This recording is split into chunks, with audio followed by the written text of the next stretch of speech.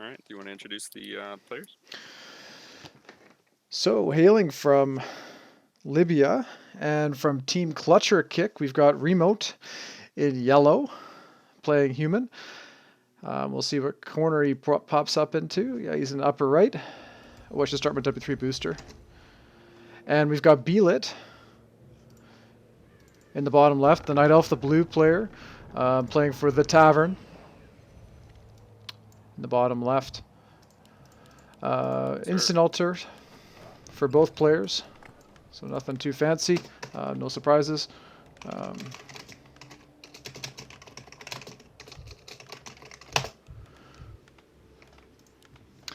Altar for the human pointing towards the Tuskar camp, which so me says that perhaps that's going to be the first try, and they see the Ancient of War coming up in the mirrored spot for the Night Elf. That's a pretty common opener.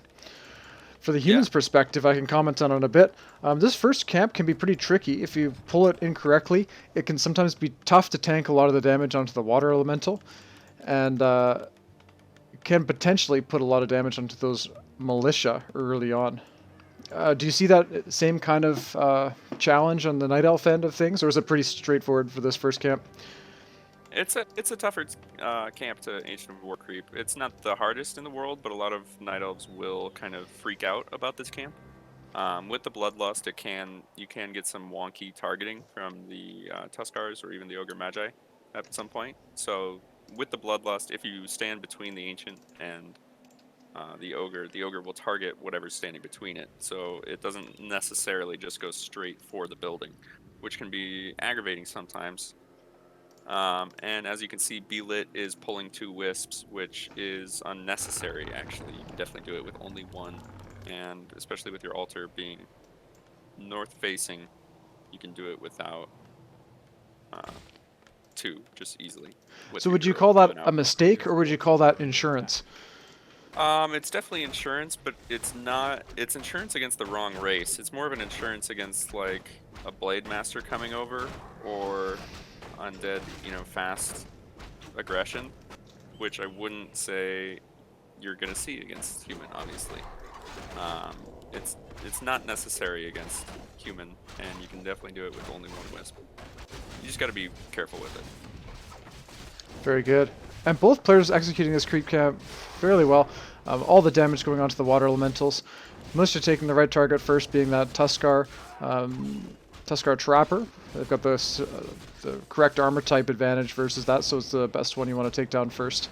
And yeah, really clean for the human, picking up a Potion of Greater Healing. We do see a Demon Hunter first, and he grabs a Potion of Invuln, so survivability items going to both players. Pretty standard creep route for both. Little bit of Wisp Rasp going on from the human. Is that annoying? I feel like as a human player, you just gotta kind of poke the Night Elf a bit and get them to do a bit of exercise in their micro in the early game. It's one of the most annoying things in the world, at least in my experience. You have to respond to it. It's one of those. It's like there's a lot of things that you don't always have to respond to, but this is one of them. And it's like if you don't respond to it, you're just gonna lose all of your wisps. And even if you're juggling your wisps well, if the human player is just determined to try and get a wisp kill, if you don't respond to it, he's going to get a wisp kill. And it's a pain in the butt. So you have to either put a single archer or your hero and an archer, which just, it costs creeping time, it costs basically everything. And you can see that, Remote is almost 2.9, he's almost level 3, and Beelit is coming up on 2.5. Yeah, so creeping speed and the advantage for the human, definitely. Commenting on that Wisp Harass, for our lower level humans, or perhaps beginners to the game, that one strategy took me from about 1200 MMR right up to 1400. Is just send your footmen and just attack their wisps, and if you can delay those wisps, it stops the Ancient of Lures from coming up faster. It really is effective. But we got our first push here. Let's take a look. A wisp goes down without a detonate. Yeah. And that's the big thing is making sure that you don't actually lose these wisps. Even detonates are bad ultimately, right? But it's better to detonate and do damage to the water elemental than just straight up lose the wisp. So okay, that one gets detonated, and you see how much damage it does, and it's it basically forces the water elemental to be careful now.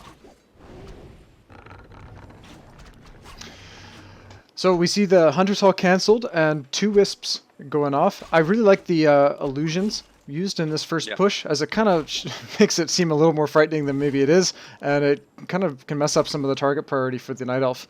Human says damage is done, I'm going to go back to my base and do some creeping. Night Elf desperately trying to get this water elemental, looks like he's going to grab it. Oh, big deny from Remote, well done. Nice. And Remote had a game against Nultz where he tried to deny again another level 2 water elemental, and he hit it from 40 to 10, and then Nultz got the kill.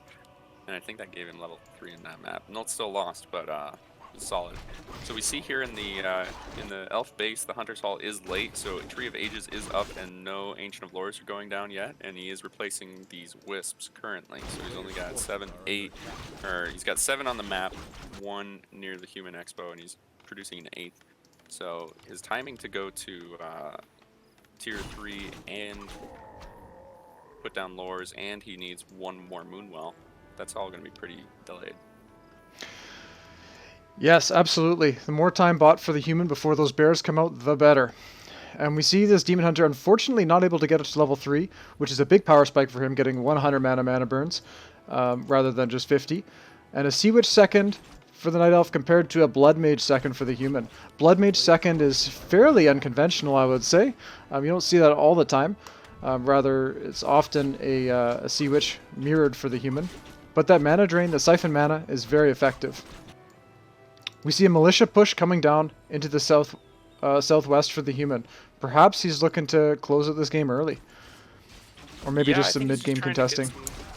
Trying to get some archer kills, but I think the Militia push is actually a mistake. I think he just needs to walk away and not lose anything. Losing Militia, he's only got 15 lumber. He can't really afford to lose these Militia, especially going into rifle casters. So a bit of a mistake in my mind by Remote, but if it buys him time, I guess it does buy him time. And like you said, Remote with the Blood Mage, a little bit rare, but that's kind of like the Remote special. He really likes not letting there be any mana on the Demon Hunter. Oh, this could be a kill. Oh, Big Infall used a 12 HP. That was huge. Wow. Big tip to the new players out there. When you've got your mana burn, or sorry, when you get your Blood Mage, you go into custom hotkeys, change that Siphon mana key from N to something else like T. T is the same hotkey for Stormbolt. It's the same hotkey for Holy Light. It'll make that micro for the Blood Mage so much easier once you get those hotkeys remapped. I found that really increased my Blood Mage play. Interesting. We see a push into the south for the Demon Hunter and the Naga. Naga's going to get level 2 off of this expansion creep. No Wisp brought with them. Looking like it's going to be one base play for the Night Elf. No surprise there. Instead of bears, though, we see a Mountain Giant coming up into production. Oh, fast Mountain Giant. Okay. Remote's not used to that, so that could throw him off pretty well. But the Mountain Giant damage reduction upgrade comes at tier 3, so this could be a bad mistake. Yeah, tier 2 tech, or tier 3 tech only coming up on halfway finished. It could be a bit of a stretch. If Remote can scout this, perhaps, maybe not seeing any of those add-up bears coming out, maybe he could capitalize on this push. Mountain Giants will need an answer, often in tier 3 from the Human. So we'll see how fast Remote can adapt his game plan to this. Where bears you can kind of handle on tier 2/tier 2.5, Mountain Giants are much more challenging to deal with on tier 2 base, requiring Knights with Sundering Blades or Mortars with Frag Shards. Yeah, and I don't think that Beelit or Fats Russell is going to have the Lumber Eco to handle going into bears. I think he's just going straight MGs. And I see a couple Ivory Towers on the Human, which is telling me he's looking to close out this game now. Yeah. So we'll see if he can pull it off. Level 2 Blood Mage picking Banish second. I'm going to put the mana game in favor of the Night Elf on this one with the level 2 mana burn compared to the level 1 Siphon mana. I don't know. It always feels so difficult to burn Naga off all Sea the Witch mana. is going down. That's a big pick off in the early game. And we got a surround, perhaps? No, he loses it! Demon Hunter escapes! Escapes with his life. But we have slow on him. Slow on him. And he's getting corralled. With no Dispel. A very, very slow, methodical surround. He gets it. No teleport. And that's GG, basically. I think this is the game. Wow. We saw kind of a tail end of a Creepjack. Punishment for no defensive items. And that's game 1 to the Human. Wow, Unset asks, what's the Blood Mage action-packed. for? So The Blood Mage yeah, go is ahead, Synthred. yeah. So the Blood Mage Unset is for banish. Well, mana drain most essentially, because if you can drain off all the mana from the Demon Hunter, it makes him so hard to heal with Moonwells. And also the Naga Sea Witch in the same vein, though the Naga's mana is kind of less important because she's, yes, Cold Arrow is really strong, but she's doing less overall with her mana, and she's going to be tanking less damage overall. So the Blood Mage is really strong, and not only that, but he has Banish, so if the Demon Hunter dives the back line, you can banish him, drain off all his mana, and then just walk forward, and he can't do anything. So it's really strong unless you can Wisp Bomb everything or have like a Dryad to dispel the Banish. But yeah. Yeah, absolutely. The human player in this matchup comes into the trouble of that their second hero is basically going to have 0 mana the whole game, so Yep. they have to come up with a solution. And Naga Sea Witch is a great second answer or a great other answer to that because her Frost Arrow doesn't take barely anything and can get replenished with the Brilliance Aura, so it puts some control on the Demon Hunter as well. So that's kind of the standard, but Blood Mage is definitely an acceptable second option there. So if we're the Night Elf, would we rather play Echo Isles or Last Refuge for a game 2? I would rather play neither of them. Yeah. I don't know. Echo. So Last Refuge is difficult because it's kind of a really big chokehold map. Like everything is a chokehold, and so it can be really easy if the human player sets up his towers in such a way that you essentially have to push into the towers. And with bears and MGs, it's hard to kind of get everything in there to fight. So I wouldn't want to play Last Refuge for that, and it's hard to get access to your mercs with any reliability, essentially. And Echo Isles, I don't know. I guess I would rather play Echo Isles. You can get a decent merc camp, creepjack at the start if you're lucky and you scout well. And I guess overall it is bigger. So if you force a TP, you can hold just that little bit better. Yeah, Last Refuge is a tough one for the Night Elf, as it kind of negates the effectiveness of your Keeper of the Grove when the human has access to the Mercenary Camp and that Tier 1 Dispel. Tough for the Night Elf to punish that first Mercenary camp creep as well. It is possible if you can get some good blocks on the Footman with your Wisp, or if you can pull some of the Murlocs into that battle as well. But kind of a tough one, especially for newer players that are taking it on. Don't have a game name now. Oh, yep, Gym 2. Let's take a look. I think it's going to be on NA. Oh, yeah. It is. Yeah, you're right. I'll have to reboot.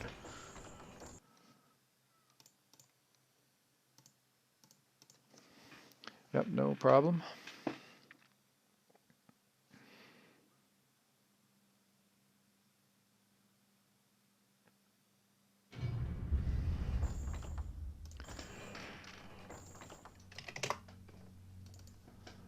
And it's going to be on Echo Isles. I wonder if we'll see some 2-base versus 2-base play on this map. I think that'd be really cool. But seeing the success that he had with that one base play, I wouldn't be surprised if Remote just tries to go for the kill with it again. Brown. The tavern is pink. Yeah, the tavern is pink, and Clutcher Kick is yellow.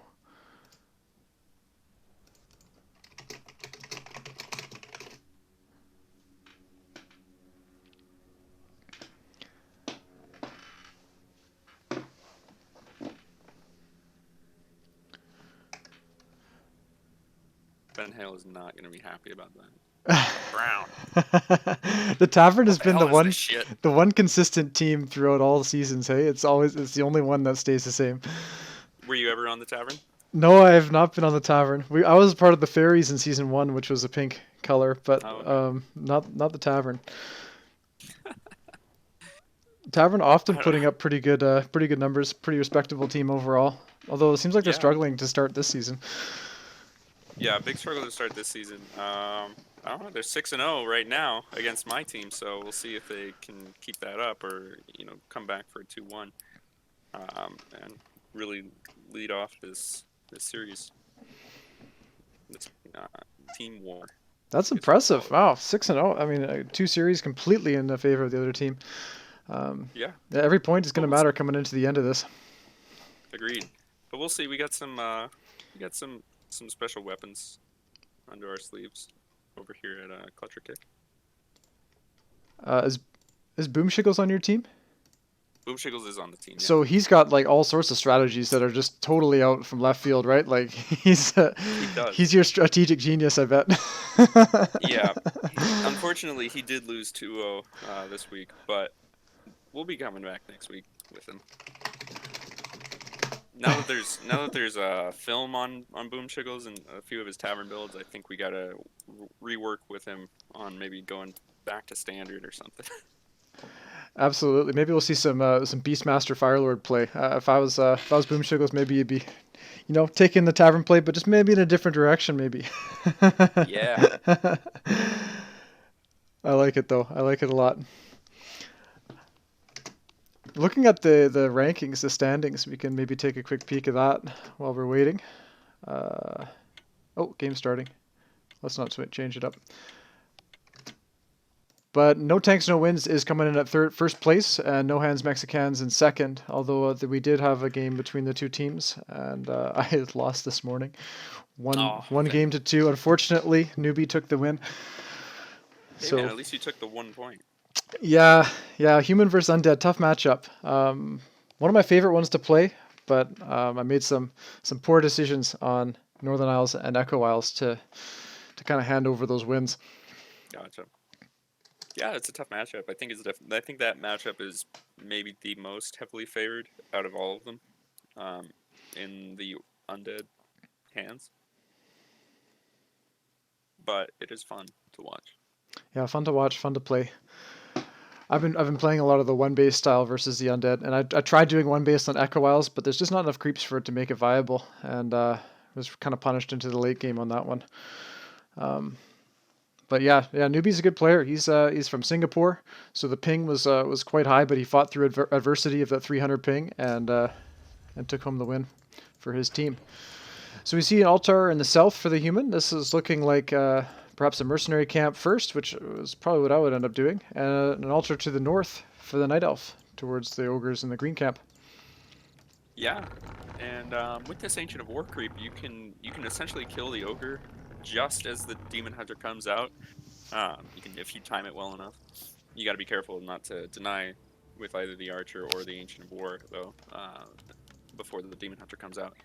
But if you do that, you grab the item and then you run directly to the merc camp, assuming that you've scouted it. Obviously, you can intercept the camp with like 3 creeps left, and you can do quite a bit of damage. That is so cool. I think that strategy of pulling the creeps before you human out or heroes out is so awesome, and just getting maximum efficiency. I definitely am jealous of that of my night elf players. Yeah, we're gonna be looking at perhaps if he's able to scout the merc camp, a big detonate from the wisp. If he's able to get the experience from the water elemental, that will take the demon hunter closer to level 2, and also drain some of that archmage's mana if you can get that in. Warden first. Oh, interesting. Okay. Yeah. And Remo hasn't played against Warden in weeks, maybe months at this point, honestly. So he might be in some danger.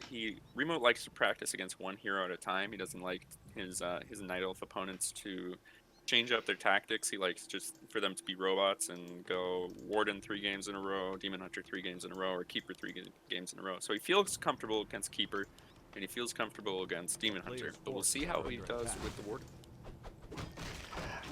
Yeah, as a human player, that Warden is super scary. When I was first learning the game, maybe about a year ago, I kid you not, a Night Elf player beat me with only Warden and like 9 Moonwells, and that was it. Creep the Warden to level 3, and then just fan and knifed my entire rifle caster army down one at a time, and there was nothing I could do about it. Yeah. And we're gonna get exactly what I said, actually. But Beelit put down a very early Hunter's Hall. So is this going to be a Huntress push, perhaps? If the Hunter's Hall is this early? maybe we might see it, and Remote might be forced into early blacksmith. But you see, this warden's coming up, and there's still 4 creeps left. And a good fan of knives could kill 2 of them, or at least some of the peasants. Yeah, warden potentially doing lots of damage here with fan of knives. First peasant goes down. See a crystal ball for the Archmage, unfortunately. Yeah. These kobolds are doing a ton of damage. I think it's a tough question. Do you want to leave the creeps alone, or do you want to kill peasants? Because killing peasants gives you level 2, yes, but you can deny level 2 if you get enough creeps on the Archmage. So he does go for the peasants. We've got Jedi cheering for 100 bits. Thank you, Jedi. Appreciate it. That's it's really cool. Yeah. And we see 3 peasants going down from this push. Warden capturing level 2 with the Claws of Attack, putting in lots of work here. Yeah, and he's going to be able to kill this 4th if he just walks around the other one. Oh my god. Remo doing a great job body blocking. Maybe not intentionally, but...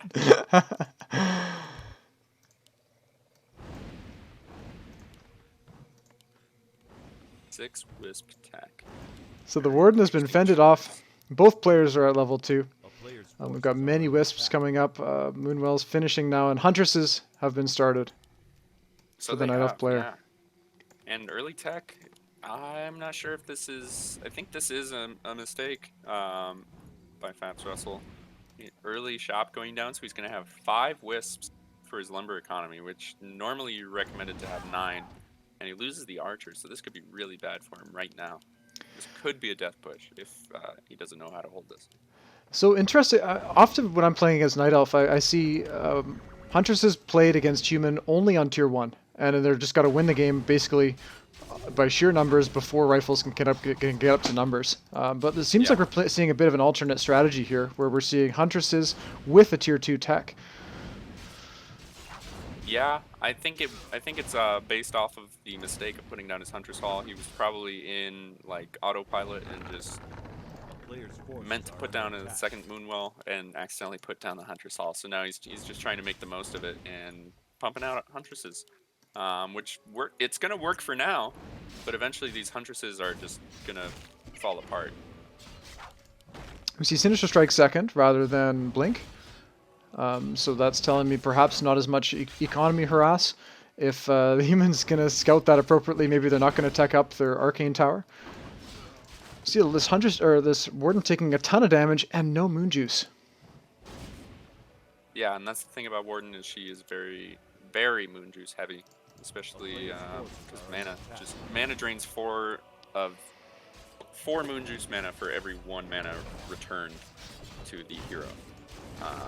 And then it's 2 HP returned for every 1 mana drained. So the mana usage of Moon Juice is extremely inefficient. See our first Ancient Lore coming up now. But like we kind of predicted, we see a very little wood economy for this Night Elf. And unable to creep, Remote is not giving him any space in this. I like the Berserker purchase from the shop, which is great armor type matchup versus these unarmored Huntresses. Going to do a lot of damage. Yeah, and Beelit's just running away. I think he might be in a really dangerous position at this point. The first rifleman is out, and I think that Remote is just going to push this. We see a Paladin second for the human, which is great, as the Warden can kind of get back into this game if they can start securing kills on the human units and making trades, and trying to get those levels up and increase. The Paladin is going to be a great answer to that, as they can kind of reduce the number of trades from both sides and just Holy Light those units that are under focus. Looks like we see a Militia camp for the human in the bottom right, and the Warden taking on the same camp, finding a Manual of Health. Archmage is going to find probably level 2.9 from these. Yeah. And Warden now finds level 3. And that's the biggest level. I mean, that's the start of the Quantum Leap for the Warden, and we'll see exactly what he goes. Is he going with Shadow Strike second, or is he going with Fan of Knives second? If we see Shadow Strike second, I'm going to call this game as over. The Paladin is the direct answer to that. Yeah, because the Paladin can't handle Fan of Knives too. Yeah, it's much more challenging, that's for sure.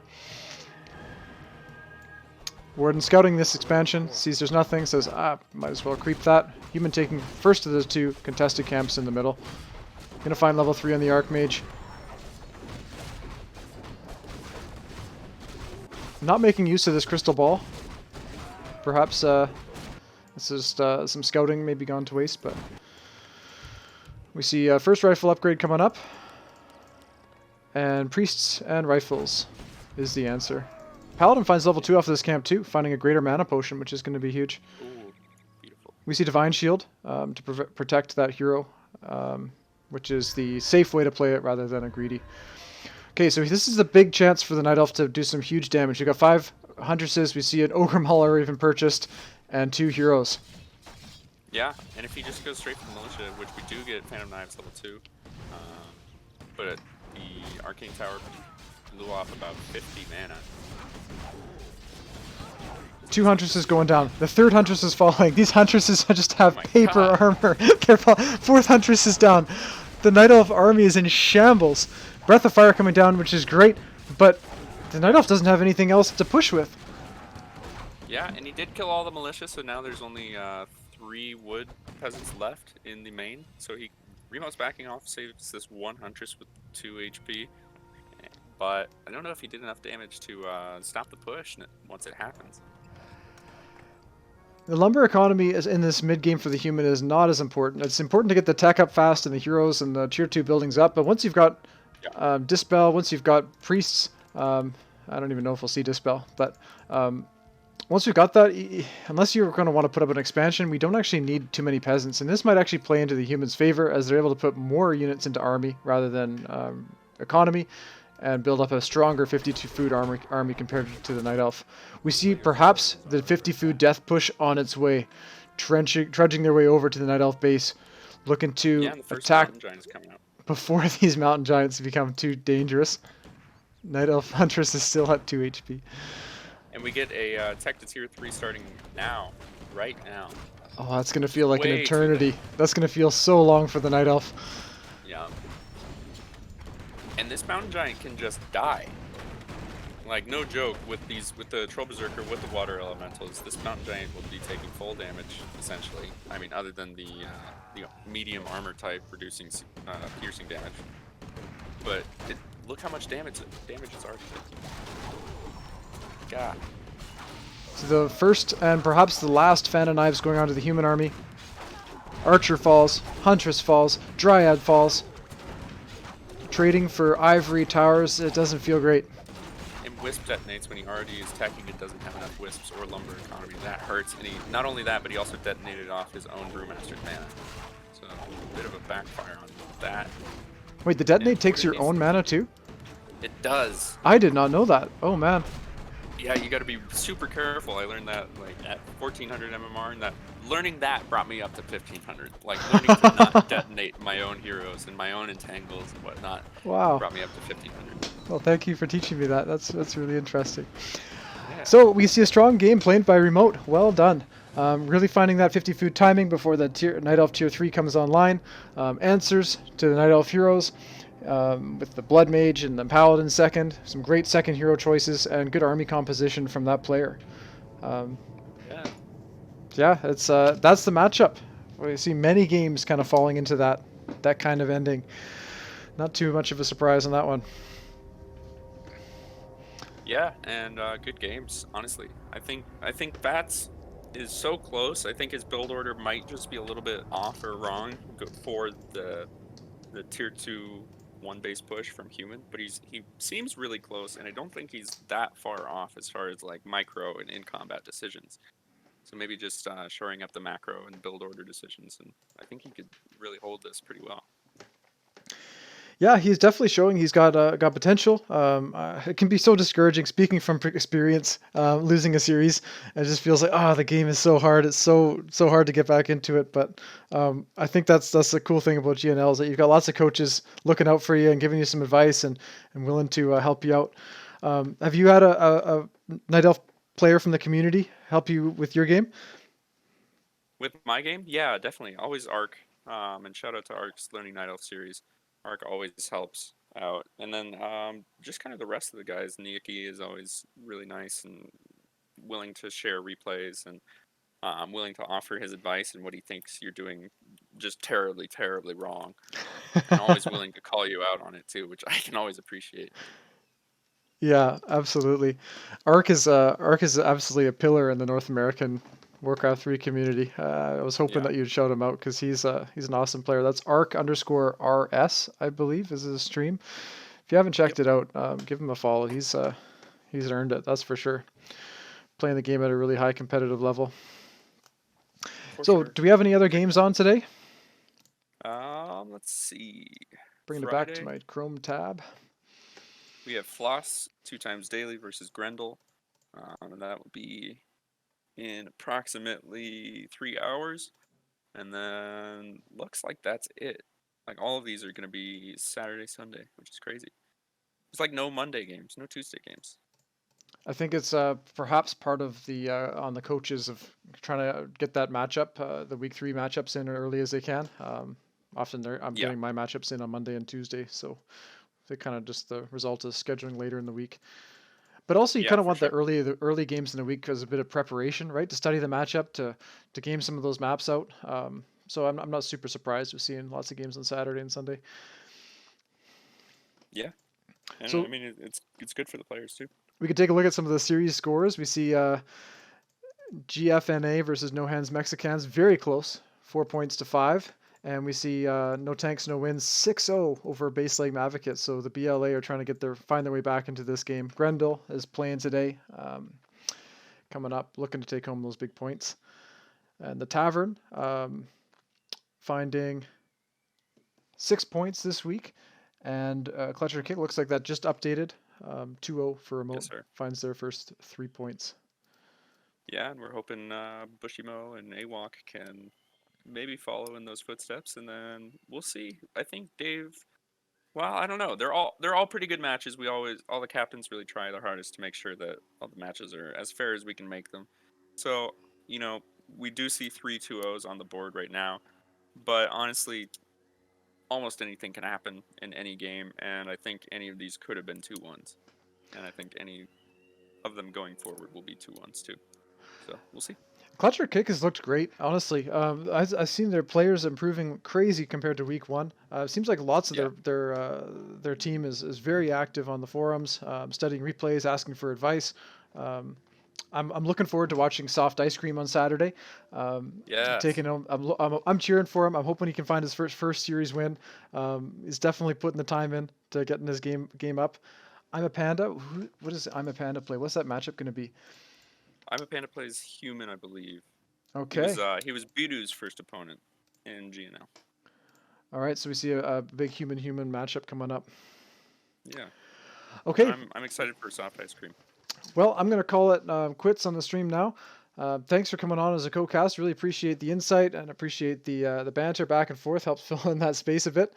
Great to have you Yeah, on, of course. Cthran. Do you want to plug your channel for where people can find you? Yeah, it's just here, I'll type it out. Oh god, I gotta get up. Oh lord. It's just twitch.tv / Cthran Warcraft 3. Very cool. All right, guys, give him a follow. Support the scene, support the stream. Thanks again for the cheer, Jedi. That's sweet. That's actually the first cheer I've got on Twitch. That's very cool. Oh shit. Nice. Yeah, very exciting. We'll catch you next time. Take it easy.